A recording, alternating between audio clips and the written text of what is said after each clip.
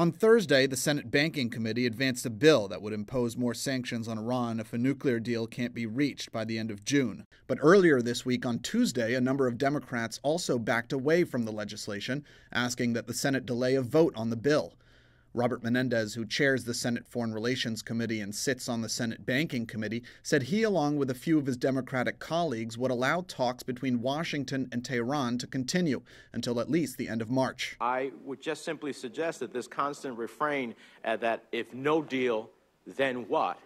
Well, that sort of like indicates to me that we are headed towards a deal for deal's sake, and that is extremely dangerous. There are other alternatives, and being prepared to have Iran understand that it will suffer even more greatly and maybe create regime change from within, which the Ayatollah does not want, may be the ultimate mechanism that has them decide to actually make the deal that we would all want. And so what I don't want to do is be in the process of an appeasement that ultimately left North Korea to be a nuclear weapon state.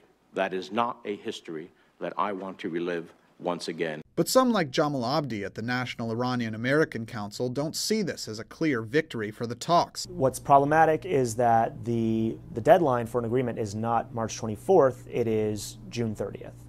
So basically Menendez has given an additional 8 or so weeks for the negotiations to continue, and then if this political framework agreement is not reached by March 24th, he's going to go ahead and try to push new sanctions. Abdi says that while the White House is open to improving diplomatic ties with Iran, a large constituency within Congress is at its core seeking regime change. When Menendez says we need to pile on more sanctions to extract greater concessions from Iran, he's speaking from that worldview that the Cuba sanctions worked and we need to be doing the same thing with Iran, and unless the regime essentially is changed, we're never going to lift those sanctions. And that is a recipe for never getting a deal. Menendez, along with other pro-sanctions advocates in the Senate, have repeatedly accused Iran of violating interim agreements with the United States.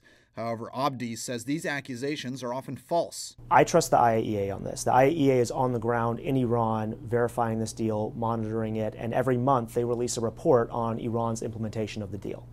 And they have been very unequivocal. Iran is in full compliance. Abdi says the persistence of baseless accusations has given rise to a culture of distrust in Tehran. The problem for the United States isn't that Iran doesn't feel the pressure or doesn't believe that if these talks collapse, new sanctions are going to be piled on. I think there's no doubt in any capital of the world, let alone Tehran, that Congress isn't going to slap new sanctions on if the talks fall apart or if Iran violates the deal.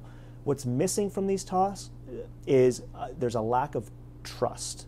It goes for the United States and it also goes for Iran. For the Iranians, they don't trust that if they sign on to this deal, that the United States is going to lift the sanctions. This is something that the Supreme Leader says. This is something that even the moderates who deeply, believe in this diplomatic process and who want a deal, that they have legitimate fears about. They don't see how this president is going to go to Congress and get Congress to lift the sanctions, because ultimately it's up to Congress to do that. Absent from Tuesday's hearing was any kind of historical context concerning U.S. diplomatic relations with Iran, which Abdi says is crucial if American politicians want to understand Iran's determination to establish its own nuclear program. The narrative of the Iranian nation is one of having been invaded.